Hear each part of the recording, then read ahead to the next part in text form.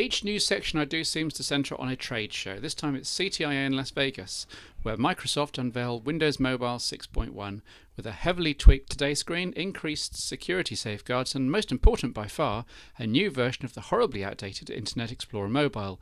The new version handles desktop-grade sites much better and has built-in H.264 video support, plus Flash and Silverlight. In addition, version 6.1 seems like an easy transition from 6.0, since just about every licensee has promised official user-downloadable upgrades.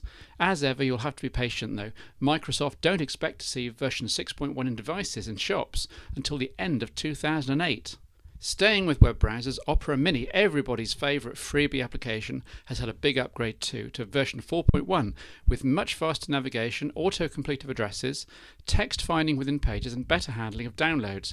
I've tried it and I'm extremely impressed on all fronts. And did I mention it? It runs on everything from a Palm Trio to an S60 or UIQ smartphone. Ah yes, N-Gage, Nokia's new gaming platform, finally went live. Admittedly very late, without the full range of promised devices supported and with only a handful of games, but it's a start. I'll have to keep you posted on N-Gage as the spring rolls on though. The Nokia N95 had yet another new lease of life recently with a major new firmware upgrade. Version 21 rolls in Flash, video and numerous optimizations. After well over 2 years of doing the smartphone show now, I've been on the receiving end of quite a few emailed questions, and a few of them are so common that it's probably a good idea to answer them here in the show itself. Number one, the biggie: why do you persevere shooting the show on a smartphone when the end quality isn't as high as that from a dedicated video camera? Good question, but the smartphone isn't really the issue here. Most of any quality deficiency is down to YouTube's internal resampling of the video I send them. Grab the MP4 if you want to see something crisper and cleaner. Having said that, the fact that smartphone video cameras don't focus does introduce a slight air of fuzziness, especially when I'm filming throughout the long UK autumn and winter when there's not much decent light. But I don't think this is the biggest problem.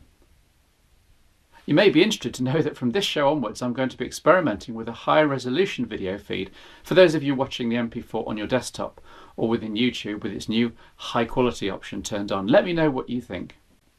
Number two, why do you and your correspondents often film inside a car? Are you hankering after being on Top Gear? No mystery here, it's just that the inside of a car is a great place to be A, seated and comfortable, B, with good outdoor natural lighting, and C, relatively quiet, away from the wind noise you normally get when filming outdoors. It's also a fairly friendly place to be video blogging from, don't you think? Well, it beats a sterile studio anyway. Number three, why don't you cover application signing? Why don't you cover firmware hacking? Why don't you cover iPhone jailbreaking and so on? Look, the smartphone show isn't for ultra geeks. You guys know who you are and you don't really need my show to tell you how to hack. This show is for normal people who have got less time for fiddling and simply want a smartphone that enhances their life with the minimum of under the hood fiddling.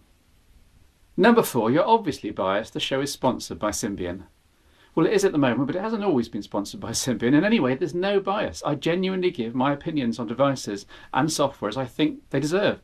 Admittedly, Symbian OS powered hardware does get more of a look in overall, but that's in part to reflect Symbian's 70% or so share of the world smartphone market, and also partly because the Symbian world has historically been my natural area of interest and expertise.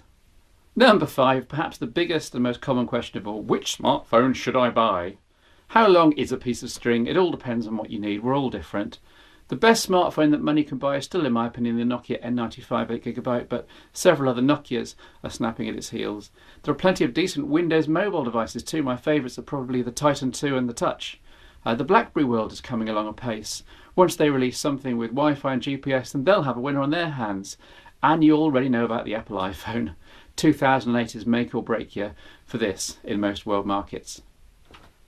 And number six, why do I talk so fast sometimes? It's to fit more into your 10-minute podcast. Come on, pay attention.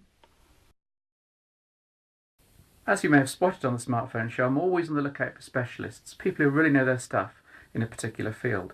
In the case of this next guy who's going to introduce himself, I came across his photos and videos, all shot on a Nokia N-series smartphone over a year ago. One example of his work in particular was what he calls tilt shift, where he makes his photos appear as if they're toys almost. Fascinating stuff, and I asked him to feature this in the first in a series of articles. Hello, my name is James Burland. and welcome to this, the first in a series of tutorials helping you to get the most from your smartphone. We're focusing mostly on media capture, photos and videos, and media playback. This is the first one, and it's about the tilt shift method and how to achieve that using Photoshop. Let's get started. The very first thing I'm going to do is to crop the original N95 photograph down to a size that's more manageable, focusing on the area that I want to use. So I've got my crop tool, I've predefined the proportions, and I just need to select roughly the area that I'm after, double clicking in the center of the selection to perform the crop.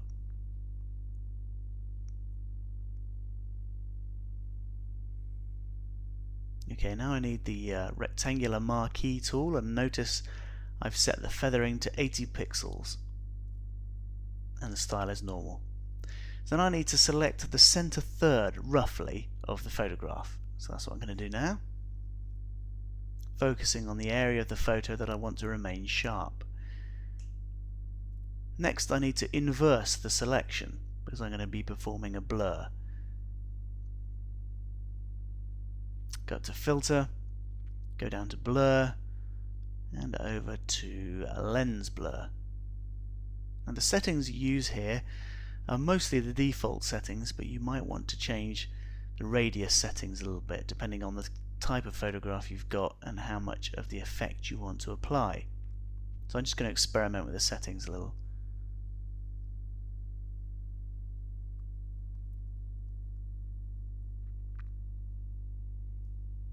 Okay, I'm happy with 16 as the radius. I'll OK that. And there we have our lens blur. Now next thing I need to do is deselect my selection. So I'm now working with the entire image.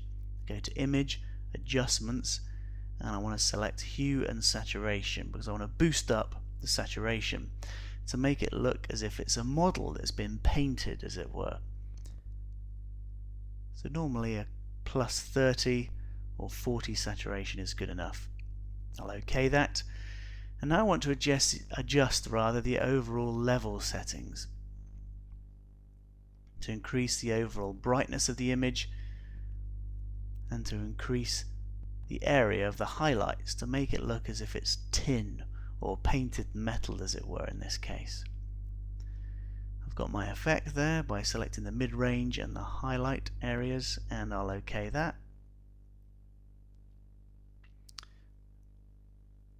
Now one final crop just to finally focus in on the area that I'm after. Select with the crop tool, double click, and there we have it. Final image. I really can't stress enough that the most important aspect of all of this is to select the correct photograph in the first place, to make sure that you use a photograph that already looks like it could potentially be a miniature.